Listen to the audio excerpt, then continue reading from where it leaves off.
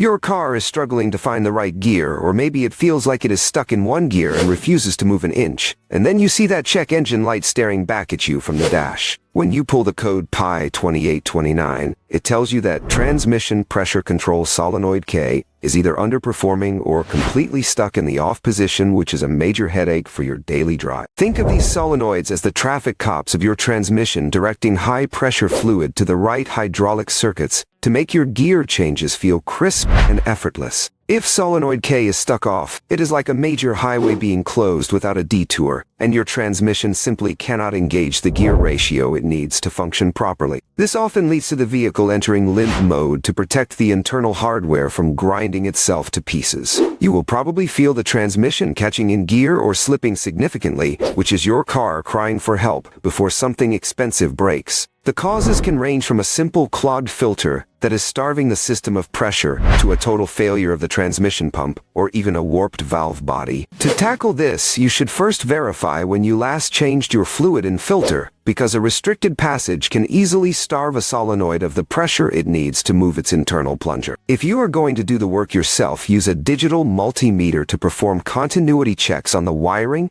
and make sure you have 0 ohms of resistance between the PSIM and the solenoid. If you find an open circuit or high resistance, you have found your culprit in the wiring harness rather than the transmission itself. Just like with any other electronic transmission code, you want to check for any technical service bulletins first, because you do not want to be throwing parts at the car if the manufacturer has a known software fix or a specific diagnostic procedure that bypasses the manual labor. This is not a problem you want to ignore for a few weeks, because a stuck solenoid can lead to excessive heat, and heat is the absolute number one enemy of any automatic transmission ever built. If you let it go too long, you might end up needing a whole new valve body or a complete transmission flush to clear out the debris that caused the solenoid to stick in the first place.